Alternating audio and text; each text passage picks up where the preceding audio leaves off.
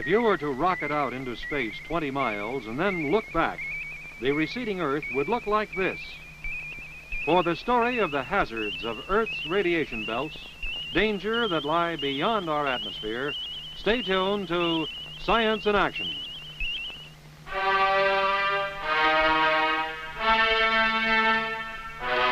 American Trust Company, for the 10th year on television, proudly brings you Science in Action, produced by the West's oldest scientific institution, the California Academy of Sciences.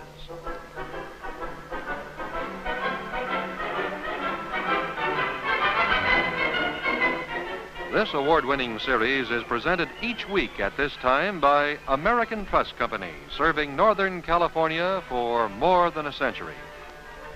For complete banking service, visit any one of the more than 100 offices throughout Northern California. And now, once again, Dr. Earl S. Harrell. The Earth is ringed by two zones of high-energy particles.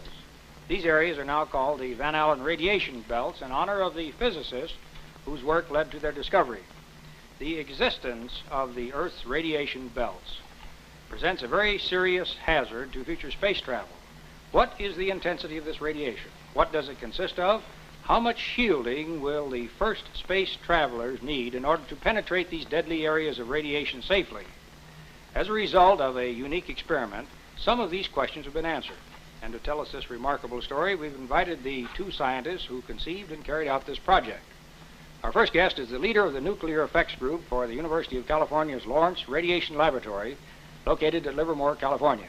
I'd like to have you meet Dr. R. Stephen White. Welcome to Science in Action, Steve. How are you? Thank you, Earl. It's a pleasure to be here. I would like to know what it was that gave Dr. Van Allen the first clue to the existence of these radiation belts. The first clue, Earl, was furnished by a raccoon. Well, I know raccoons, but raccoon, I'm not quite sure. Well, it's quite an appropriate name, Earl. A raccoon is made up of a balloon and a rocket hung from that balloon, and they were launched from the deck of a ship. Dr. Van Allen, back in 1953, was doing some cosmic ray research in the vicinity of the northern auroral zones. You know where the northern lights are? Yes. And during some routine experiments, about 30 miles up, he ran into an area of radiation far stronger than anyone had expected. Well, at the time, did he have any idea what the cause of this radiation was? No, it puzzled everyone. Further experiments were needed at higher altitudes than the raccoons were capable of reaching.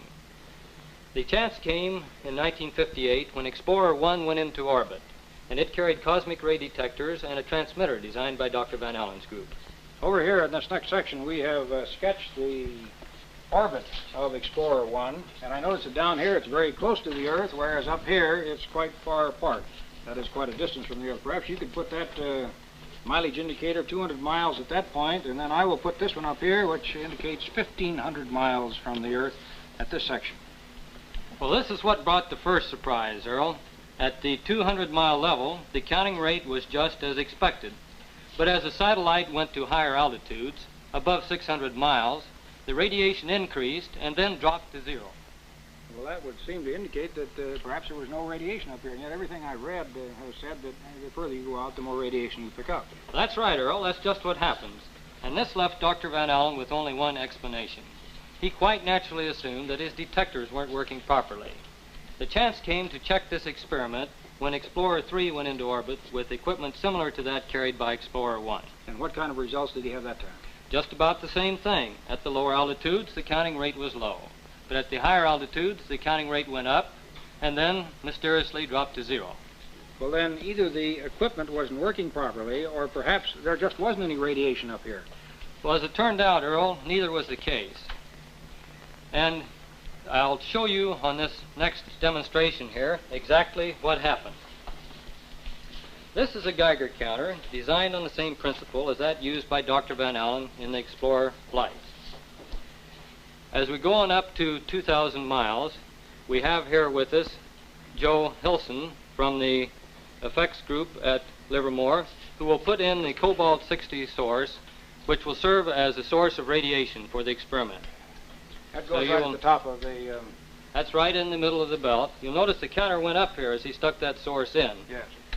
Now, I will turn on the sound here, And we'll imagine that the Explorer is mounted in, that the counter is mounted in the Explorer satellite, and you can hear the counts here, you can hear the sound, and you can also notice the reading on the meter.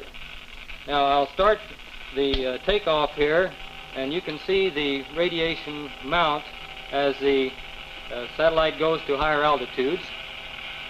And you'll notice it gets pretty high here. It goes up just as we would expect as it gets closer to the radiation source. This is the same thing that happened in Dr. Van Allen's experiment. Exactly. And now we'll jump above 600 miles, and we'll see what happens when we get closer to the source of radiation. Uh-oh, there it goes back down to zero again. Yes.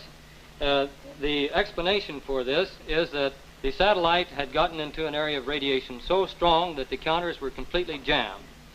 Now we'll return the satellite back down to the lower level, away from the radiation. In other words, it went back to zero and then came back up again. That's right, and you can see it's still very high there, Earl. Now we'll go on down to the lower altitude yet. And you can see the counter is now working normally, just as if nothing is wrong. Well, then it was a question of equipment which was designed to be very, very sensitive, but couldn't take the amount of radiation which was in this area way up above the surface of the Earth. Exactly, Earl. Dr. Van Allen had run into an area of radiation far stronger than he had expected, and his counters just weren't designed to detect such strong radiation. The confirmation of this discovery came with Explorer 4. The lunar moon rocket, Pioneer 3, yes, went out 65,000 miles and not only confirmed these discoveries, but also found a second radiation belt farther out. Well, to find out the relationship of these two radiation belts, we have set up over here in this next section an exploded arrangement of what this might look like, of course, with the Earth right here in the center. So you can see here there are two distinct belts, Earl. Both surround the Earth like huge donuts, with holes at the top and the bottom. Now the inner radiation belt has its maximum intensity at about 2,000 miles out, while the outer radiation belt has its maximum intensity at about 10,000 miles. Now, when you talk about intensity of radiation, what is this going to mean to the first person who takes off from the Earth as a space traveler? Well, Dr. Van Allen estimated that the intensity in the inner belt was about 10 roentgens per hour, and the intensity in the outer belt was several times that.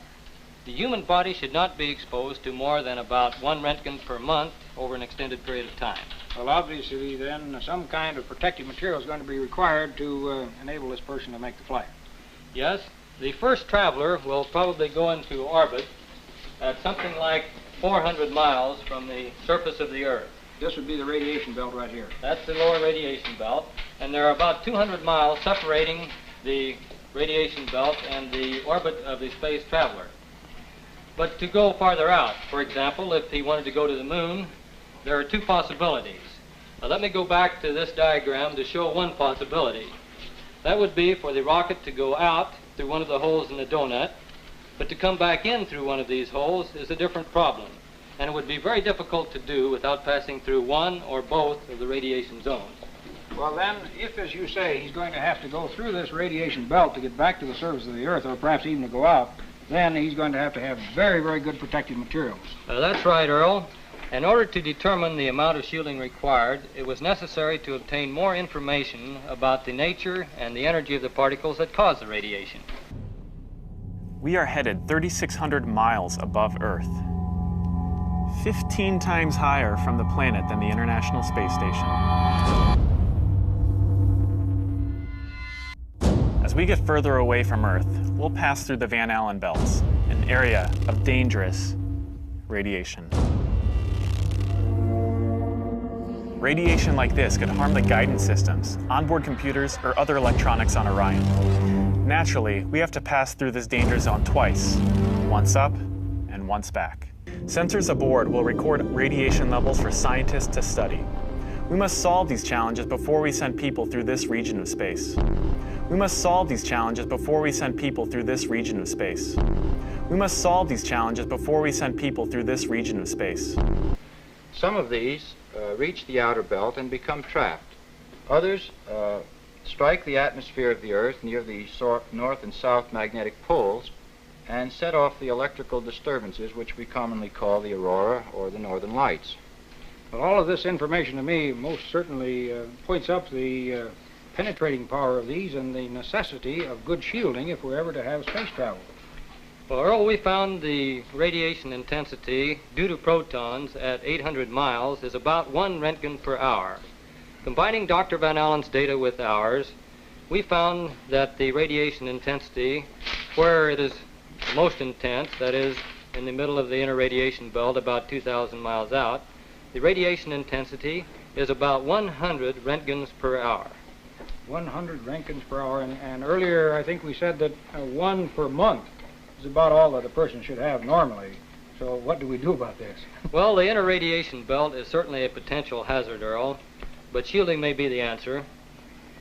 Any space vehicle will stop the electrons and the low-energy protons, but it will take an inch of lead to stop 90% of the protons, and it would take 6 inches to stop 99% of the protons.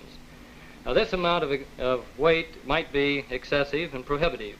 It could be. Well, you know, you say you're open-minded. I hope you got a chance to watch the film. Listen, I'm and the listening. footage. I am absolutely listening. But let me bring in someone to help you. Have you seen the movie? I haven't. I don't go to the movies very often, and that's not the top of my list. No, the DVD of the fake photography. Oh, I haven't. But we'll show everybody whatever we have. Yeah, well, basically, according to NASA, every single TV tape from every single moon mission is lost. I'd go to the moon in a nanosecond.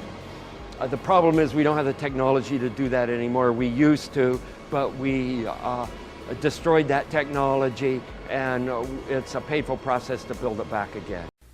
Here to reveal a plan for a trip around the moon is the chief of the guided missile development at the United States Army's Redstone Arsenal, Dr. Werner von Braun. A voyage around the moon must be made in 2 phases. A rocket ship taking off from the Earth's surface will use almost all the fuel it can carry just to attain a speed great enough to balance the pull of gravity. Unpowered, it will then keep circling the Earth in an orbit outside of the atmosphere. This is the first phase. However, if we can refuel the ship in this orbit with fuel brought up by cargo rocket ships, it can set out on the second phase, the trip around the moon and back. To facilitate this refueling operation, we will establish an advanced base in the orbit, 1,000 miles above the Earth. This advanced base, or space station, will be headquarters for the final ascent to the moon.